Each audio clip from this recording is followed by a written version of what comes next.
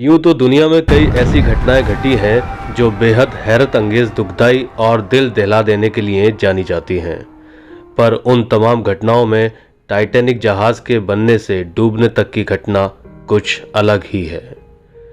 Titanic को डूबे एक शताब्दी गुजर चुकी है, पर इसके चर्चे आज भी लोगों की जबान पर ऐसे आते हैं जैसे ये अभी की ही घटना हो। अगर टाइटैनिक की कहानी में इंटरेस्ट रखते हैं तो यकीनन आपने इससे जुड़ी बहुत सारी वीडियो फिल्में ज़रूर देखी होंगी, जिसमें आपने टाइटैनिक क्यों डूबा जैसे सवालों पर जवाब हासिल किया होगा। पर अगर आप कुछ ऐसा जानना चाहते हैं जो अभी तक की रिसर्च पर आपको नहीं पता चला हो, तो फिर आपको ये वीडियो पूरी देखनी चाहिए, क्योंकि 2021 में आई टाइटैनिक की एक और रिसर्च पर इस बात का पता लगाया गया है कि टाइटैनिक डूबा नहीं था, बल्कि उसे डुबोया गया था, वो भी सिर्फ 3 लोगों की हत्या करने के लिए। 13,000 फीट गहरे समुद्र के सीने में मुर्दा पड़ा टाइटैनिक जहाज फिर एक बार सुर्खियों में आ गया, जब अमेरिका में चुनाव प्रचार के दौरान डोनाल्ड ट्रंप व उनके समर्थकों ने QAnon कॉन्स्पिरेसी का जिक्र करते हुए कहा कि ये वही लोग हैं जो दुनिया के शासक बनना चाहते हैं और अपने शासन को बनाए रखने के लिए टाइटैनिक को भी डुबो देते हैं। जी हाँ, आपको बता दूं कि ट्रंप इशारों में यहाँ JP मॉर्गन का जिक्र कर रहे थे और साथ ही साथ रॉथशिल्ड परिवार पर भी निशाना साध रहे थे और बाइडेन इत्यादि को उनका पपेट बता रहे थे। दरअसल ये बात इसलिए और सच लगने लगती है क्योंकि टाइटैनिक जहाज को JP मॉर्गन का ही स्वामित्व प्राप्त था।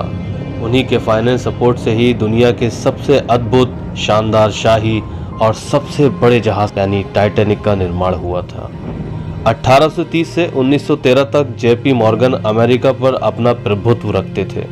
वो एक बैंकर थे और कहा जाता है कि वो रॉथशिल्ड की बैंकिंग प्रणाली की देखरेख करते थे और कई बार जब अमेरिका डूब रहा था तब उसे कर्ज देकर बचाते थे।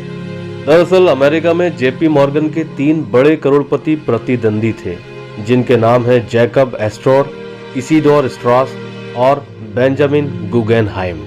JP मॉर्गन अमेरिका में फेडरल रिजर्व बैंक की स्थापना करना चाहते थे। ऐसा वो रॉथशाइल्ड बैंकिंग प्रणाली के तहत कर रहे थे। ऐसा करने से अमेरिका की सारी बैंकें JP मॉर्गन के अधीन हो जाती। इस प्रस्ताव का इन तीनों करोड़पतियों ने विरोध किया और JP मॉर्गन को अपना प्रस्ताव वापस लेना पड़ा। तभी से JP मॉर्गन ने सोचना शुरू कर दिया कि ऐसा क्या किया जाए कि जो इतना बड़ा हो कि उसके प्रतिद्वंदी भी मारे जाएं और उसके बैंक भी स्थापित हो जाएं। इसी दौरान JP मॉर्गन को एक नोबेल हाथ लगा जिसका नाम था the rack of the Titan, जिसके लेखक थे मॉर्गन रॉबर्टसन, और ये किताब 1898 में लिखी गई थी। बस JP मॉर्गन को वो कहानी मिल गई थी जिसे वो सच करके अपने प्रतिद्वंदियों को रास्ते से हटा सकते थे। किताब में जहाज का नाम टाइटन था। JP मॉर्गन ने उस नाम को टाइटैनिक कर दिया था और वैसा ही करना शुरू कर दिया जैसा उस कहानी में लिखा था। मॉर्गन ने इस कहानी को सच करने का सपना बुन लिया था।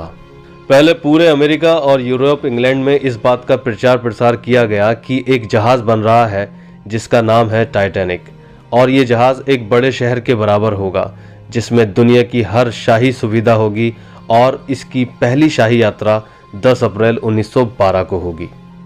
टाइटैनिक का शोर पूरी दुनिया में गूंजने लगा।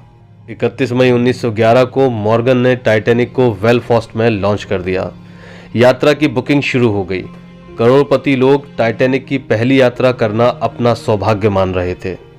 टाइटैनिक की पहली ऐतिहासिक यात्रा में रवाना होने के लिए मॉर्गन के व्यापारिक प्रतिद्वंदी भी मॉर्गन के कहने पर अपना टिकट खरीद चुके थे। अब यात्रा का दिन आया। वो दिन था 10 अप्रैल 1912। टाइटैनिक को देखने के लिए करीब 1 लाख से भी ज्यादा लोगों की भीड़ बंदरगाह पर जमा हो गई थी। ये एक ऐतिहासिक दिन था जब दुनिया का विशालतम जहाज साउथहैम्पटन से न्यूयॉर्क के लिए रवाना होने वाला था। अचानक एक खबर आती है कि टाइटैनिक को बनाने वाले JP मॉर्गन फिलहाल टाइटैनिक की इस पहली यात्रा पर नहीं आ पाएंगे। टाइटैनिक को बनाना और फिर उसे डुबोना महज इत्तेफाक इसलिए नहीं था क्योंकि टाइटैनिक को बनाने वाला JP मॉर्गन खुद ऐन वक्त पर टाइटैनिक के सफर पर नहीं गया और अपनी यात्रा को रद्द कर दिया। टाइटैनिक का सफर शुरू हो गया। जहाज पर करीब 2208 लोग सफर कर रहे थे। ठीक उस नोबल की तरह ही इस जहाज पर भी सिर्फ 20 लाइफ बोट्स ही थीं, जबकि इनकी संख्या कम से कम 60 होनी चाहिए थी। जहाज़ के सिग्नल फ्लेयर्स में गड़बड़ी की जा चुकी थी और टाइटैनिक के इंजन के रूम के निचले हिस्से में तकनीकी कमी की पुष्टि कैप्टन को कराई जा चुकी थी, पर टाइटैनिक को रोका नहीं गया। 74 घंटे के सफ़र के बाद फिर रात आई 14 अप्रैल 1912 की। अटलांटिक महासागर पर तेज रफ्तार टाइटैनिक शिप में एक धमाका होता है। इस धमाके की पुष्टि कुछ सर्वाइवरों ने की है। थर्ड क्लास पैसेंजर थे और उनका ये भी कहना था कि जब वो उस धमाके के बाद टाइटैनिक के डेक पर पहुंचे तो उन्हें कोई बहुत बड़ा आइसबर्ग नहीं दिखाई दिया। फिर क्या था?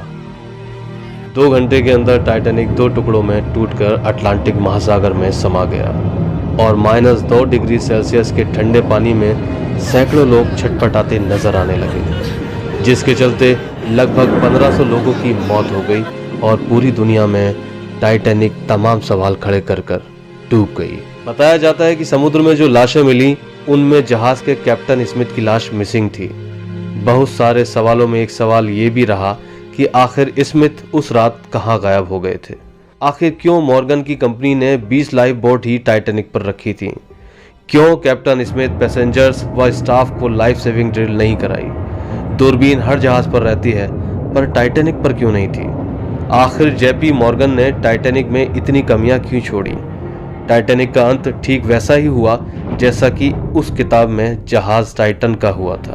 तो दोस्तों, ये बहुत सारे सवाल हैं जिनके जवाब मेरे ख्याल से आपको मेरी इस कहानी में मिले होंगे। और हाँ, ये कहानी तथ्यों पर आधारित कहानी है।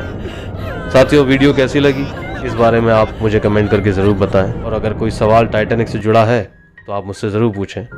प्रयास करूंगा कि उसका जवाब आप तक पहुंचा सकूं। चैनल को सब्सक्राइब कर दें, वीडियो को लाइक कर दें और प्लीज़ शेयर ज़रूर कर दें। Thank you.